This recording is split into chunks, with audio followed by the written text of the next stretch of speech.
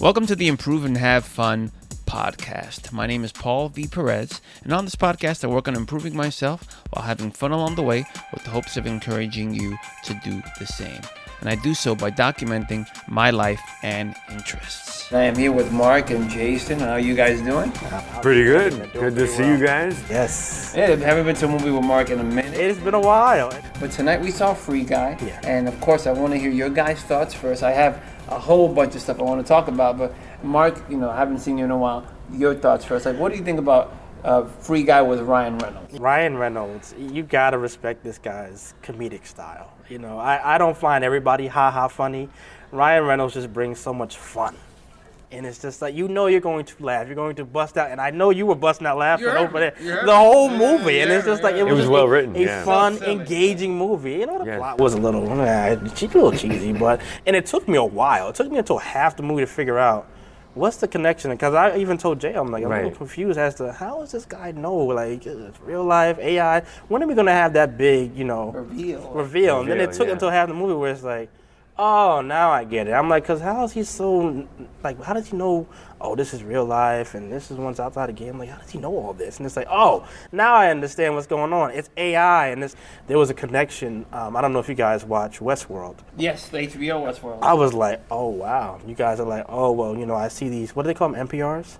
NPCs. Non-playable characters. Yes. Non-playable characters. And I was like, okay, now I see a little connection with Westworld where it's like, oh, normally I just go in there and shoot them up, but now I have a different approach when I interact with these characters. And I was like, oh, there's a Westworld connect here, really. Yeah. Westworld, right? It's like the robots are just set in a particular routine. Yeah. And then, like, humans, they pay. It's almost like a vacation, and they can kill them, they can have sex with them, they can do whatever, and live this scenario. And this is kind of similar in the sense, like, these people, they're expendable. I expected cheesy. It was a little bit of cheesiness. I ain't gonna lie. It's Ryan Reynolds. That whole narrative in the beginning, like, well, you're kind of wondering how I got here. Well, this is what my life is, and I'm gonna walk. It starts off very like, am I gonna like this? Very Deadpool kind of thing, though. It started off, and I was like, is this gonna be that kind of Ryan Reynolds movie? And I was like, okay. The first 15 minutes was like. And God bless Mariah Carey, because, oh my goodness, if you love her, you're going to enjoy the first 20 minutes of this movie. Like you said, she got her royalties from this one. The joke, the soundtrack, it was this Mariah Carey. The whole way through. Oh yeah, but it was. I enjoyed it. I was thinking like a triple feature, right?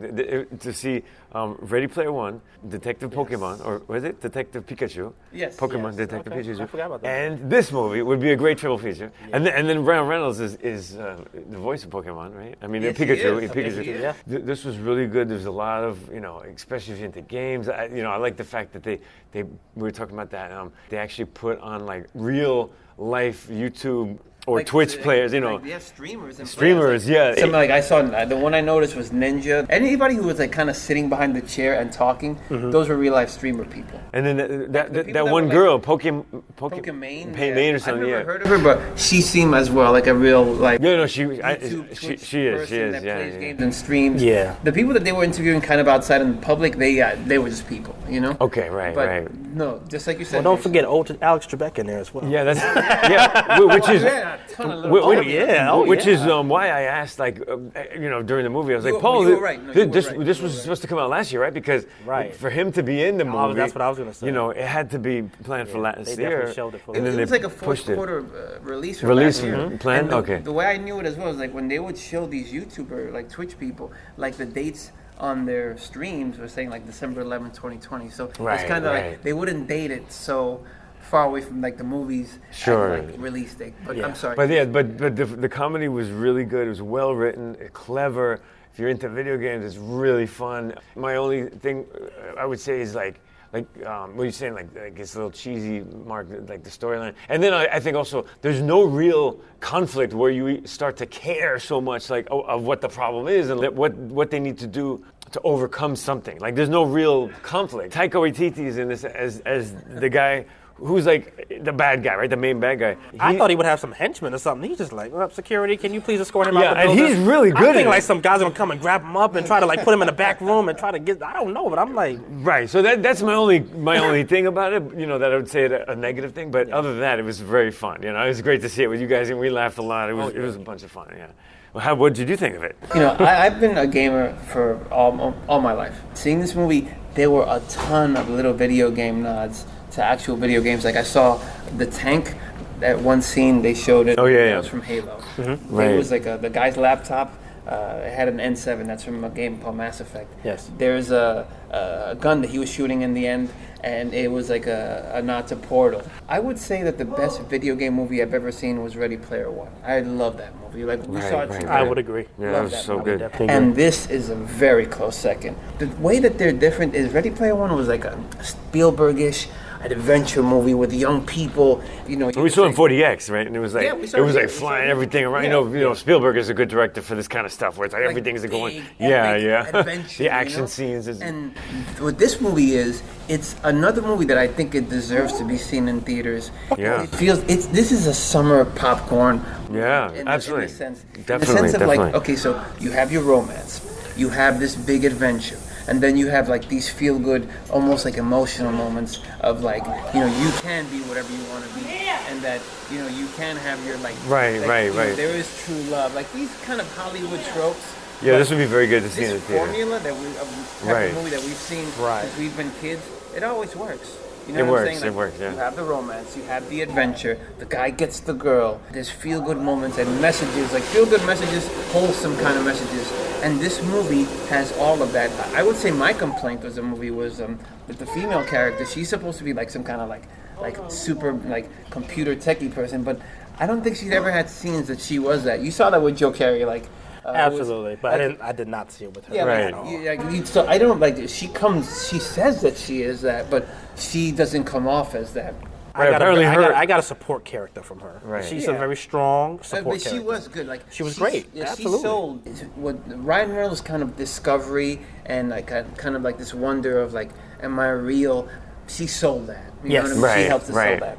And this whole another trope of the person in the new world. This is what I think made Wonder Woman, the first one, so successful. She was this stranger in a new world, right? And like, you it know, was like discovering everything, exactly. right? And that's always kind of fun because they're very innocent, childlike in that sense. Yes. You got that with Ryan Reynolds. So this movie did a lot of really good things like things. this, yeah. And the visuals are amazing. The visuals are amazing, Absolutely. but then it had a lot of adult humor. Yeah, Like, for sure. Folks in our age range of 30s and 40s, we get the humor. Yeah. Because I think this is what Ryan Reynolds' like strength that he plays to. He was great. We were laughing throughout the whole thing and having a great time. This is the second best video game movie I've ever seen. I haven't seen Sonic because a lot of people like Sonic. I didn't see Detective Pikachu. A lot of people like that too. Yeah. But being just someone who's been a fan of games for a long time, now having like video games just put into this story of adventure, which is what it is, and having that blend together really well. I just think it took a long time for video game movies to actually be good. At movies that just had a real good like video game kind of component. Sure, because there's so many of duds, right? There's so many. So I think Ready Player One, to me, presently is the best video game movie I've ever seen, and this is a very close second where you can see this movie with people that are not video game players, both of those movies, and they'd be like, this was so good, and this was so much fun, and this is an adventure, and like we grew up with these kinds of movies, like an Indiana Jones or like a Star Wars, and not a new idea, but that these are movies that anyone can enjoy, but it just has this other component where modern day kids that are younger than us can understand. I understand, like, you know, these video games and Star Wars, and there's an Incredible Hulk and there's a Captain America homages, which I think were like we were talking about. Yes, this is probably inserted into the movie after the 20th Century Fox acquisition, because I don't think Free Guy would have had the ability to do that. I wanted to know if that's what I was trying to figure. I'm like, are they allowed to put that shield? And then we got the whole exactly. So, like, lightsaber. I'm like, wait a minute, what's going on here?